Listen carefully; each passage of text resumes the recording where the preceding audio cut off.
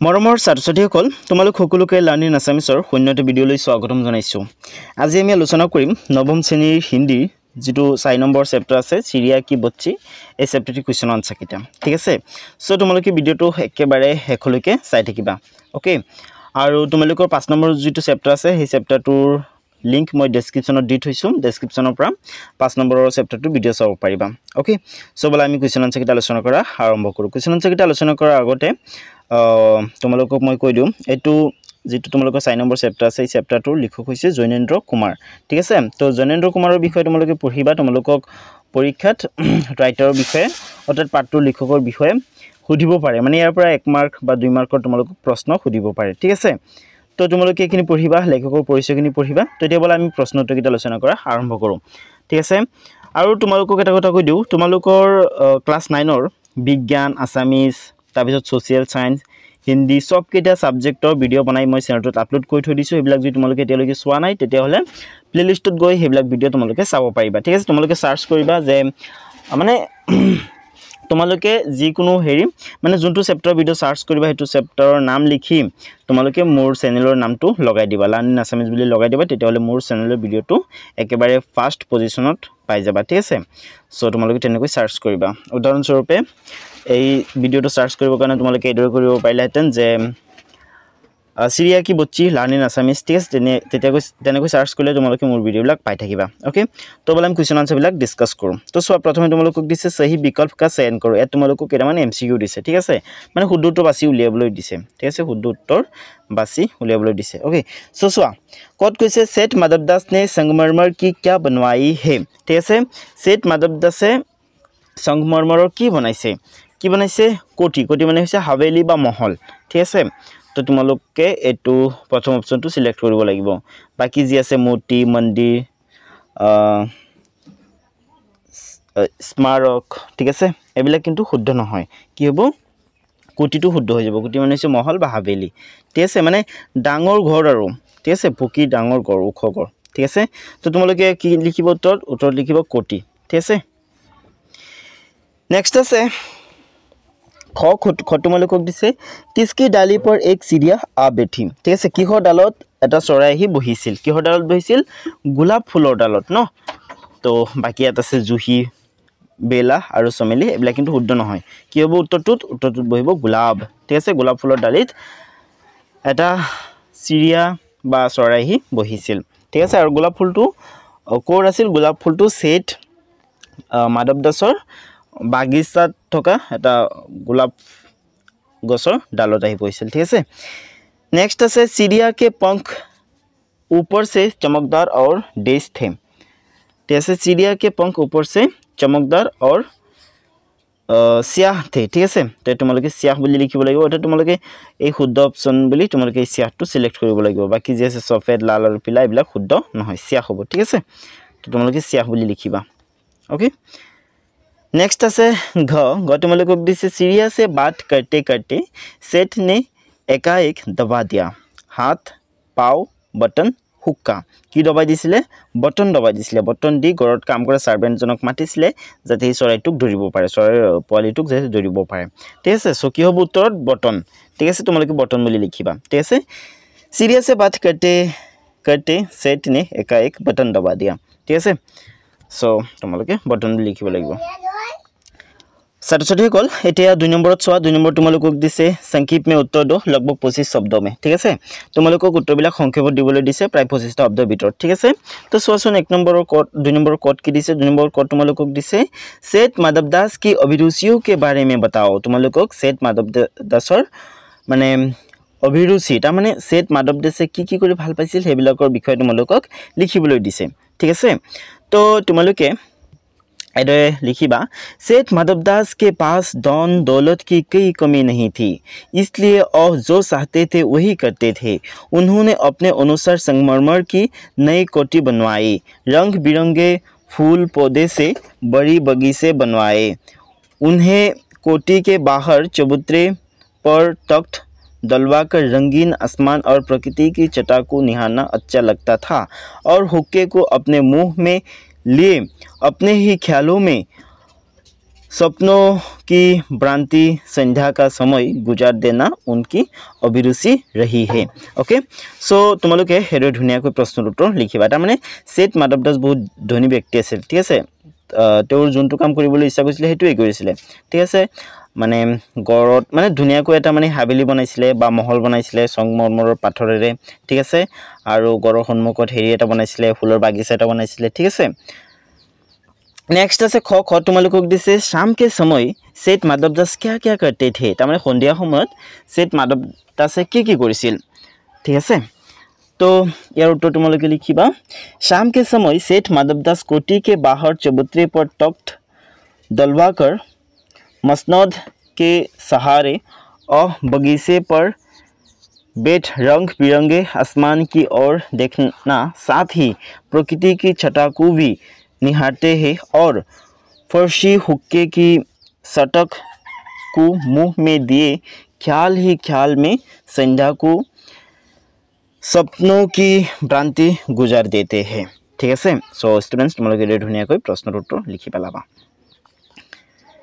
Next আছে কি ग तुमलोকক दिसे चिड़िया के रंग रूप के बारे में क्या जानते हो चिड़िया माने কি ইয়াত কোনটো চিৰিয়া কথা কৈছে ইয়াত হেৰি सेठ माधव दासर ফুলৰ বাগানৰ গোলাপ ফুলৰ ডালিত মানে যোনটো চিৰিয়াৰ পোৱালি আহি বহিছিল হেতু চিৰিয়াৰ কথা তোমালোকক সুধিছে ঠিক আছে চৰাইৰ কথা সুধিছে চিৰিয়া মিন্स চৰাই ठीक है बा पक्षी तो उत्तर लिखिबा चिड़िया देखने में बहुत छोटी और सुंदर थी ठीक है चराइटो देखात बर सुंदर और सरू आसिले उसकी गर्दन लाल थी ठीक है और चराइटोर डिंगी लाल आसिले और गुलाबी होते होते किनारों पर जरा जरा नीली पड़ गई थी पंख ऊपर से चमकदार स्याह थे शरीर पर चित्र विचित्र चित्रकारी थी ठीक है तारमाने চৰাইটো দেখাত মানে ভৰ ধুনিয়া আছিল ঠিক আছে সৰু আছিল বাট বহুত ধুনিয়া আছিল ঠিক আছে বিভিন্ন ধৰণৰ কালাৰ আছিল লাল আছিল তাৰ পিছত নীলা কালাৰ আছিল কম বেছি ঠিক আছে আৰু গোলাপী হৈ গৈছিল ঠিক আছে গৰ্দন তাৰমানে ডিঙি ঠিক আছে তো এনেকৈ তোমালোকে ধুনিয়াকৈ লিখি পেলাবা চৰাইটো দেখাত মানে বহুত সুন্দৰ আছিল আৰু नेक्स्ट আছে घ गद्दी से चिड़िया किस बात से डरी रही थी ठीक है तो यार उत्तर तुम्हारे लिखिबा नन्ही चिड़िया जब अनजाने में सेठ माधव दास के बगीचे में जा पहुंची तब माधव दास ने चिड़िया को कैद करने के लिए नौकर द्वारा उसे पकड़वाना चाहा पर नौकर के हाथ से बस निकली इसी बात से चिड़िया डरी रही थी ठीक है तारमाने চিৰিয়াটোৱে सेठ माधव दासৰ বাগানত গৈছিল এনে মানে নিজকে মানে ফ্ৰেশ কৰিবৰ কাৰণে গৈছিল আৰু ঠিক আছে তাত যোৱাৰ পিছত सेठ माधव दासे দেখা পালে ইমান সুন্দৰ ইমান ধুনিয়া এটা চৰাইৰ পোৱালি তাক দেখি মানে सेठ माधव दास মুগ্ধ হৈ গৈছিল আৰু যিকোনো মূল্যত হেই যেটো মানে চৰাইৰ পোৱালি আছিল হেতু মানে বন্দী কৰি নিজৰ হাবিলিত ৰাখি দিব বিচাৰিছিল ঠিক আছে মানে सेठ माधव दासे বাৰে বাৰে হেই চৰাইৰ পোৱালিটোক বুজাইছিল যে তোৰ যি हुन लागे सब दी माने माने एकेबारे सकलो धৰণৰ সুবিধা দিব বুলি কৈছিল কিন্তু চৰাইনে এবিলাকে কি কৰিব हुन रूप এবিলাকেনো কি কৰিব কাৰণ চৰাই হৈছে হেই বনত থকা প্ৰাণী ন তো বনত থাকি ভাল পাব নিজৰ যেটো ন্যাচাৰাল হেবিটাট আছে এটো থাকি ভাল পাব সেই কাৰণে চৰায়ে सेठ माधव दासৰ কথা এখন আছিল আৰু सेठ माधव दासৰ এই কথাবিলাক শুনি ভয় খাইছিল আৰু सेठ माधव दासे যেতিয়া মানে চৰাইটোক বন্দী কৰিবৰ কাৰণে নকৰক মাতিছিল আৰু নকৰ যেতিয়া গৈ চৰাইটোক হাত দিছিল ধৰিবৰ কাৰণে তেতিয়া মানে চৰাইটো ভয় খাই গৈছিল ঠিক আছে সো এটো ধুনিয়াকৈ তোমালোকে লিখি পেলাবা নেক্সট আছে উঙ তোমালোকক দিছে तू सुना नहीं जानती सुना उसी की जगत को तृष्णा है आशय स्पष्ट करो तारमाने तय हुन चिनि नुपुआ हुনৰ কাৰণে গুটেই দুনিয়া পাগল বা গুটেই দুনিয়া ভোকাটো তাৰমানে हुনৰ কিমান মূল্য হেতু মানে চৰাইটোক বুজাব বিচাৰিছিল এই বুলি কৈ सेठ माधव दासे ঠিক আছে तो यार अर्थ तुमलोक लिखिबोलै दिसे तो एडो लिखिबा इसका आशय यह है कि कई कोशिश करने के बावजूद जब चिड़िया माधव दास की बातों में नहीं आती है तब माधव दास उसे सुनने का प्रलोभन देता है और उसे समझाने की कोशिश करता है कि इस सुने को पाने के लिए हर कोई तरसता है पर कोमल प्राण चिड़िया को सेठ की कोई भी बात समझ नहीं आती और तो केवल अपनी माँ को जानती है ठीक আছে এইটো তোমালোকে ধুনীয়াকৈ লিখি পেলাবা नेक्स्ट আছে তিনি তোমালোকক দিছে निम्नलिखित प्रश्नों के उत्तर दो लगभग 50 शब्दों में ठीक है तल दिया प्रश्नबिलकर उत्तर तुम्हारा प्राय 50 शब्दर ভিতৰত লিখিবলৈ দিছে ঠিক আছে তাৰমানে উত্তৰবিলাক অলপ দীঘল দীঘল হ'ব হলেও হিমান দীঘল কৰি লিখা নাই মই ঠিক আছে যাতে তোমালোকৰ কোনো ধৰণৰ অসুবিধা নহয় মুখস্থ কৰোতে বা লিখোতে ओके तो चुआ कत दिसे किन बातों से ज्ञात होता है कि माधवदास का जीवन प्रसन्नता से भरा था और किन बातों से ज्ञात होता है कि सुखी नहीं था ठीक है माधवदासर धन सोणर कमी नाছিলে ठीक है तो जो इच्छा जी इच्छा কৰিছিলে হেতুৱে কৰিব পাৰিছিলে ঠিক আছে ইয়াৰ পৰা আমি গম পাও যে মাধৱদাস সুখী আছিলে কিন্তু যেহেতু তেও মানে অকলহৰীয়া ফিল কৰিছিলে লনলিনেছ ফিল কৰিছিলে ঠিক আছে কথা পাতিবৰ কাৰণে তো মানে তেনেকুৱা কোনো মানুহ নাছিলে ঠিক আছে সেই কাৰণে আমি ইয়াৰ পৰা ক'ব পাৰি যে তেও দুখীও আছিলে অৰ্থাৎ সুখী নাছিলে তো তো তোমালোকে লিখিবা সেট माधवदास मथुरदास न एक्चुअली एट स्पेलिंग तो भूल हो गल ठीक है माधवदास हम तुम्हारे यार चाइसे लिखा ठीक है माधवदास ओके सेठ माधवदास एक धनवान व्यक्ति है ठीक है तमाने सेठ माधवदास एजन धनी व्यक्ति आছিলে जिसके पास ये सो आराम की सभी सुविधाएं मौजूद थी ठीक है उसने अपने अनुसार संगमरमर की कोठी बनवाई थी जिससे यह साबित होता है कि माधवदास का जीवन प्रसन्नता से भरा था तो यार पर हम बुझी पाओ माधवदासर जीवन तो माने सुखेरे भरपूर आছিলে पर उनके धन संपत्ति होने के बावजूद उसका महल सूना था सूना माने शून्य ठीक है जिसके कारण नन्ही चिड़िया को अपने पास रखना चाहता था ताकि उसके चहल पहल से महल का सुनापन दूर हो सके लेकिन सोने का प्रलोभन देकर भी उसे पकड़ नहीं सका और दुखी रह गया ठीक है जिससे यह साबित होता है कि माधवदास सुखी नहीं था ठीक है तो ये तुम्हारे धुनिया लिखि पेलाबा प्रश्न उत्तर ओके सो स्टूडेंट्स नेक्स्ट की आसे बोला चाओ नेक्स्ट आसे सेठ माधवदास चिड़िया को क्या क्या प्रलोभन दे रहा था ठीक है प्रलोभन में लोभ सेठ माधवदासे चिड़िया बा चराइटो की लोभ दी आछिल माने की দিব बा की सुविधा দিব কৈ माने लोभ देखाइ आछिल जे तो याते रखि जाम মই তোক সকলো ধৰণৰ সুবিধা দিম সোণ দিম ঠিক আছে তোক মানে সোণৰ ঘৰ বনাই দিম ঠিক আছে সকলো ধৰণৰ মানে সুবিধা দিব বুলি কৈছিলে বাট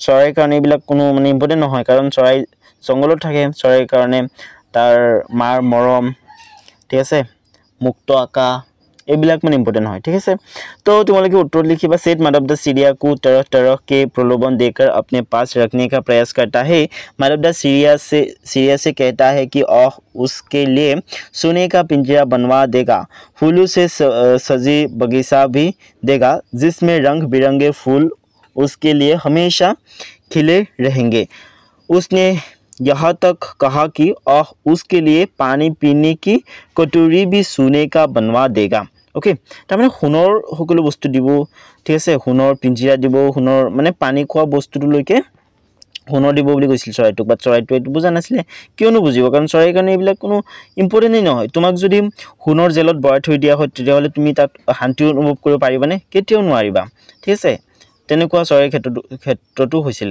ঠিক আছে तो एटिया घट तुम्हारे दिसे माधवदास क्यों बार बार चिड़िया से कहता है कि यह बगीचा तुम्हारा ही है क्या माधवदास निस्वार्थ मन से ऐसा कह रहा था केतियाও নহয় ঠিক আছে নিস্বাৰ্থ মানে এইবিলাক কোৱা নাছিলে মাধৱদাসে মানে চৰাইটোক মানে লোভ দেখুৱাই প্ৰলোভন দেখুৱাই তেওঁৰ মানে ধৰিবলৈ চেষ্টা কৰিছিল আৰু যাতে এবাৰ ধৰি যাতে পিঞ্জৰাৰ ভিতৰত বন্দী কৰি থব পাৰে ঠিক আছে तो तुम्हारे उत्तर लिखिबा जे माधवदास को नन्ही चिड़िया इतनी प्यारी लगी कि चाहता था कि चिड़िया हमेशा उसके बगीचे में थिरकती फिरे और उसे देख उसका मन प्रफुल्लित होता रहे उसके दिल में उसे हमेशा देखने की ख्वाहिश होने लगी इसलिए माधवदास बार बार चिड़िया से कहता है कि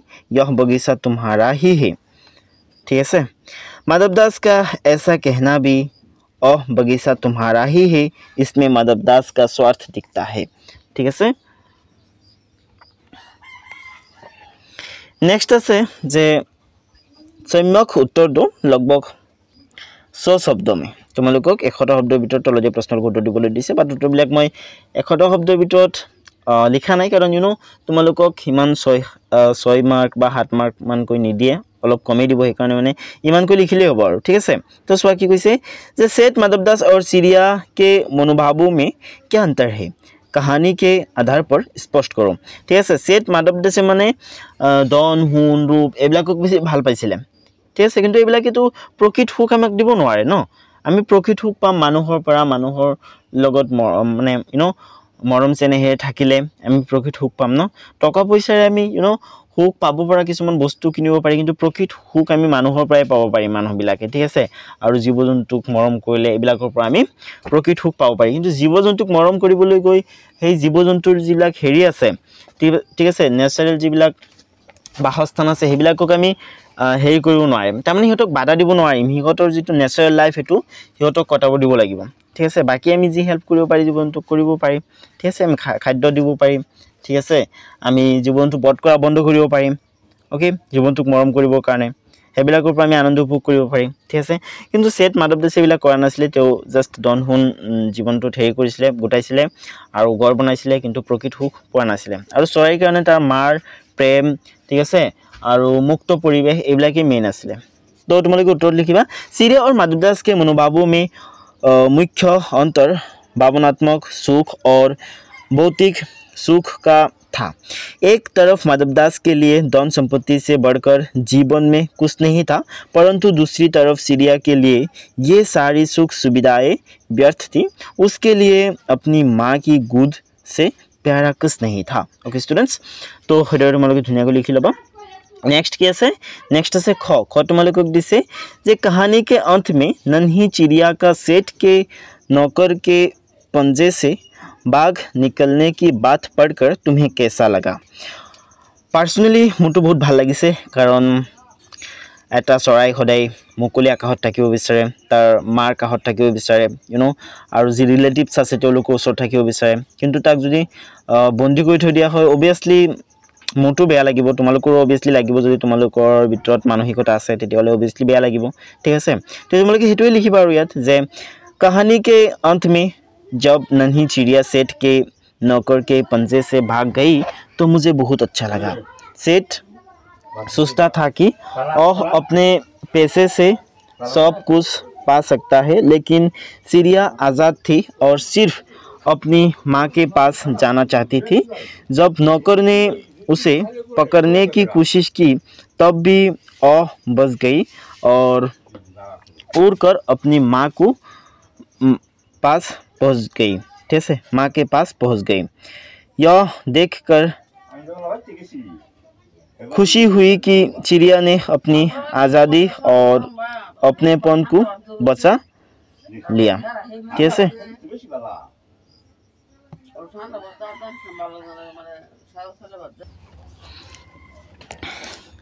परवर्ती प्रश्न तो हुई माँ मेरी बात देखती होगी। नन्ही चिड़िया बार बार इसी बात को कहती है।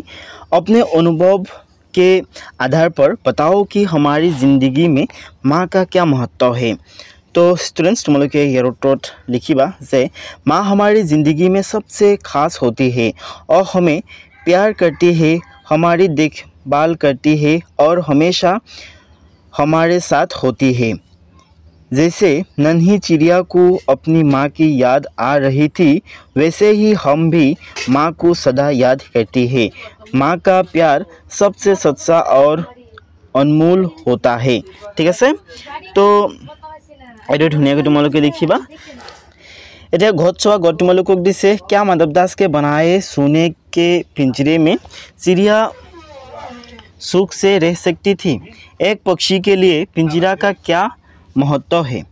तो उत्तर तुम्हारे लिखिबा जे माधवदास के बनाए सोने के पिंजरे में चिड़िया कभी खुश नहीं रह सकती थी, क्योंकि उसका स्वभाव स्वतंत्र आकाश में उड़ना है।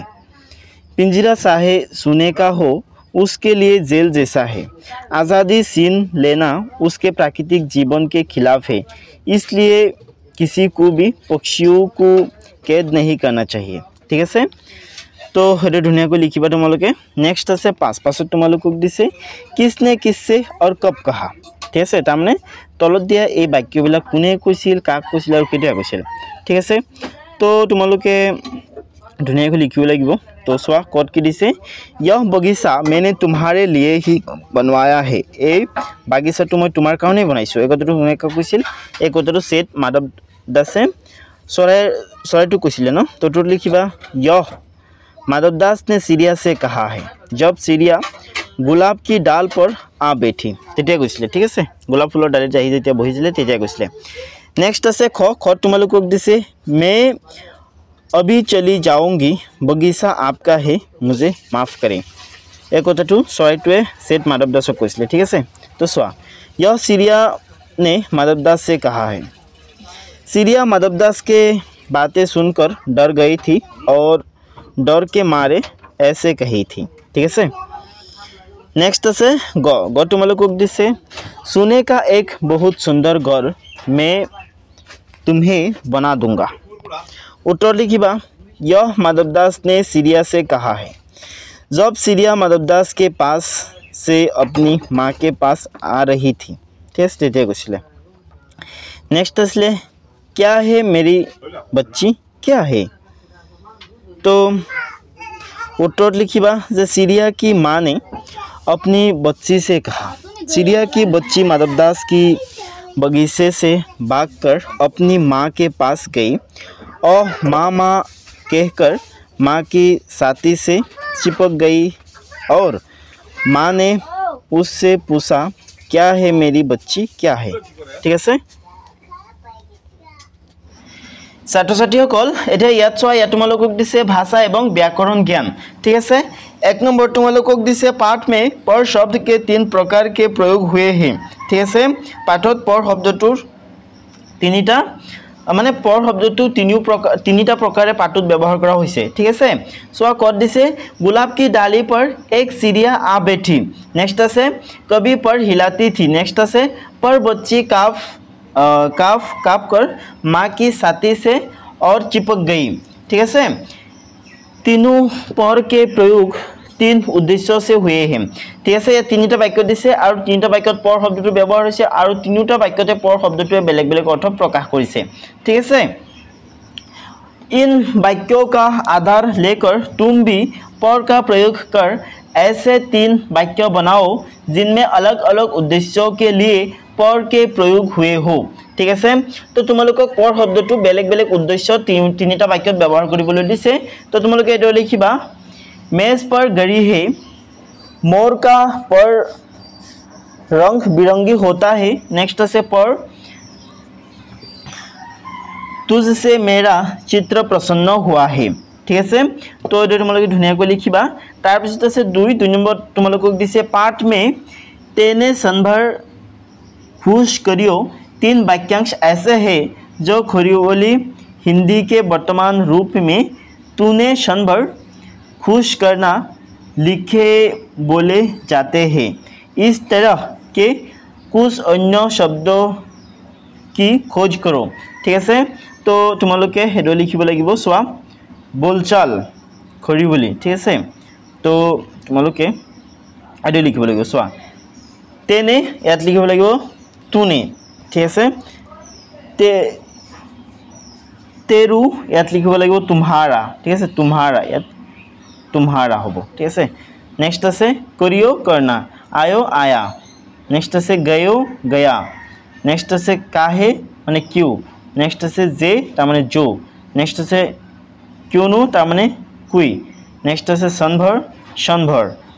नेक्स्ट आछे डिजो ये तुम्हारोके निजे निजे करिबा बा एतु निदिले होबो। ठीक है, एतु दिया दरकार नाइ। ओके, जेहेतु माने केटामान शब्द ओलाबोलै दिसे मैं बहुत केटा शब्द लिखि दिलो न, तो हेकतो निदिले होबो। आरो छात्र छात्रीসকল एटा 3 चुआ 3 तुम्हारोक दिसे मैं माँ के पास जा रही हूँ, सूरज की धूप खाने और हवा से खेलने और फूलों से बात करने। मैं ज़रा घर से उड़ आई थी। इस वाक्य में रेखांकित शब्द कारक के विभक्ति चिन्ह परसर्ग है। ये विभक्ति चिन्ह संज्ञा और सर्वनाम का संबंध वाक्य के अन्य शब्दों के साथ जुड़ते हैं। पाठ से कुछ अन्य विभक्ति चिन्हों को चुनो और उसके भेद भी बताओ। ठीक है, तो चुआ तुम्हारे लिखा, मैं तुझे सोने से मरकर तेरे मूल्यों को चमका दूंगा। नेक्स्ट, मैं यहाँ से उड़ी जा रही हूँ। ओके, नेक्स्ट से, यह बगीचा तुम लोगों के बिना सूना लगता है। नेक्स्ट, माधवदास ने अपनी संगमरमर की नई कोठी बनवाई है। नेक्स्ट, सोने का एक बहुत सुंदर घर मैं तुम्हें बना दूंगा। ओके, नेक्स्ट है योग्यता विस्तार। तो यह तुम्हारे दिसे तुम अनेक रंग के पक्षी देखे होंगे। अपने आसपास पाए जाने वाले कुछ पक्षियों के रंगों का अवलोकन करो और अपनी अभ्यास पुस्तिका में लिखो। तो तुम्हारे लिखा कौवा तमने कावड़ी। यह पक्षी काले रंग के होते हैं। अक्सर इसमें हल्की भूरी या नीली चमक भी दिख सकती है। नेक्स्ट, कबूतर। ये मुख्य रूप से धूसर अर्थात ग्रे रंग के होते हैं, जिनमें गर्दन पर हरे और बैंगनी रंग की चमक होती है। इनकी पंखों पर काली पट्टियाँ भी होती है। नेक्स्ट से मैना। मैना का शरीर भूरा होता है, सिर काला और सूस और पैरों का रंग पीला होता है। उड़ते समय इनके पंखों पर सफ़ेद धब्बे दिखते हैं। ठीक है, ये ढूंढने को लिखा। नेक्स्ट से दुई नंबर तुम्हारे दिसे, तुमने गौर किया होगा कि मनुष्य पशु पक्षी इन तीनों में ही माए अपने बच्चों का पूरा ध्यान रखती है। प्रकृति की इस अद्भुत देन का अवलोकन कर अपने शब्दों में लिखो। तो तुम्हारे लिखा, प्रकृति ने मनुष्य पशु और पक्षी सभी में माँ और इंसान का अटूट बंधन बनाया है। माएँ अपने बच्चों की निस्वार्थ देखभाल करती है, उन्हें सुरक्षा देती है और जीवन जीने के लिए तैयार करती है।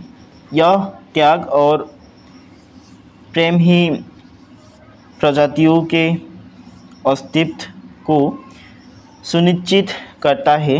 यह दिखाता है कि कैसे प्रकृति ने हर जीव में प्रेम और संरक्षण की गहरी भावना डाली है। ठीक है, छात्र छात्री सकल नेक्स्ट चुआ। नेक्स्ट से शब्दार्थ एवं टिप्पणी। ठीक है, संध्या, शाम, प्रफुल्लित, आनंदित। ओके, तारपिছত यात बाकी जिकेटा शब्द আছে তোমালোকে শব্দবিলাকৰ অৰ্থ পঢ়ি মুখস্থ কৰি পেলাবা। ঠিক আছে, তো মোৰ ছাত্ৰ ছাত্ৰীসকল আজি ভিডিঅ'টো ইমান আছিলে। তোমালোকৰ যিটো নেক্সট চেপ্টাৰ আছে 5 নম্বৰ, তাৰ লিংক মই ডিছক্ৰিপশ্যনত দি থৈছোঁ, তাৰ পৰা চাব পাৰিবা। আৰু বাকি কিতাপৰ বাকি ছাবজেক্টৰ ভিডিঅ' চাবৰ কাৰণে প্লেলিষ্ট লৈ যাবা। ঠিক আছে, তো আজি ভিডিঅ'টো ইমান আছিলে। আজি ভিডিঅ' চাবৰ বাবে তোমালোক সকলোকে বহুত ধন্যবাদ।